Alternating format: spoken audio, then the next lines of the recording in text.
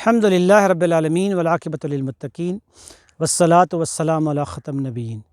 Dear listeners and viewers, Assalamu alaikum wa rahmatullahi wa barakatuhu. I am here with you again for another explanation of the ayah number 3 of Al-Fatiha, the opening chapter of the Qur'an, where Allah subhanahu wa ta'ala says, A'udhu billahi minash shaitanir rajeem, Bismillahir Rahmanir Rahim, Maliki Yawmiddin.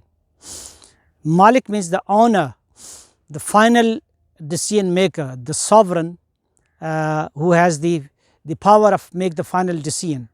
Yawmiddin, the day of ad-din. Ad-din means the day of reward and punishment.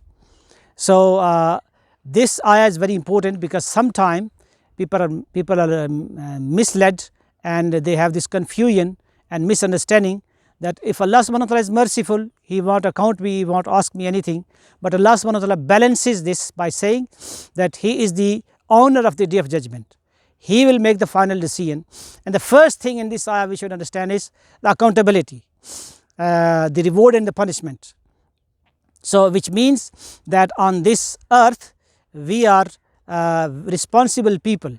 We are responsible for our actions, for our understanding, for our character, for our behavior, for our dealings.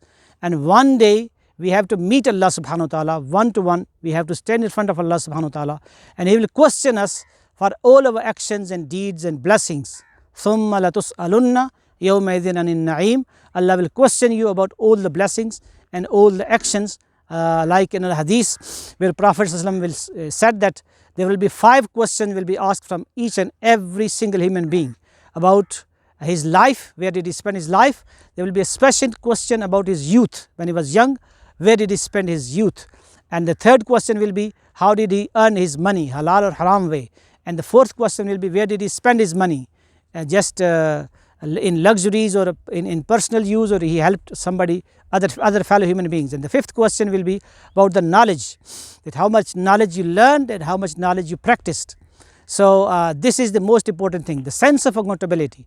So if somebody believes in Allah subhanahu wa ta'ala and doesn't believe in the accountability, so did this mean that his belief in Allah subhanahu wa ta'ala it doesn't count, because unless and until we believe the accountability, we cannot live a responsible life on the face of earth.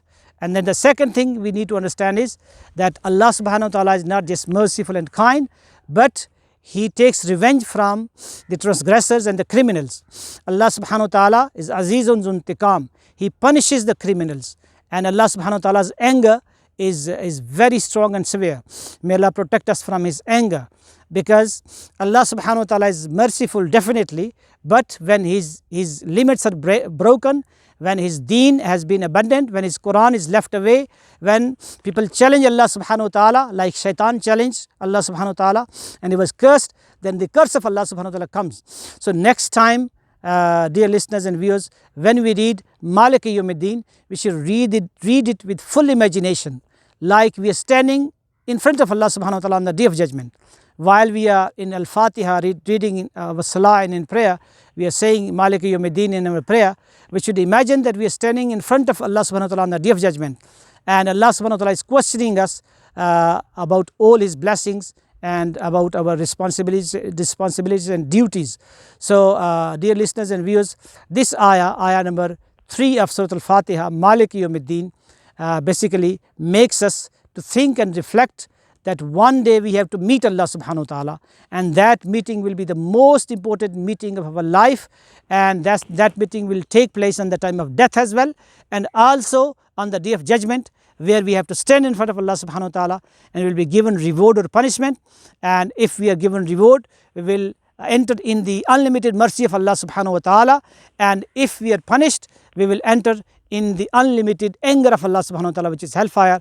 May Allah grant us Jannah and the love of Allah subhanahu wa ta'ala, His mercy, and protect us from the hellfire, His anger. Wa akhiru da'wana alhamdulillahi rabbil alamin.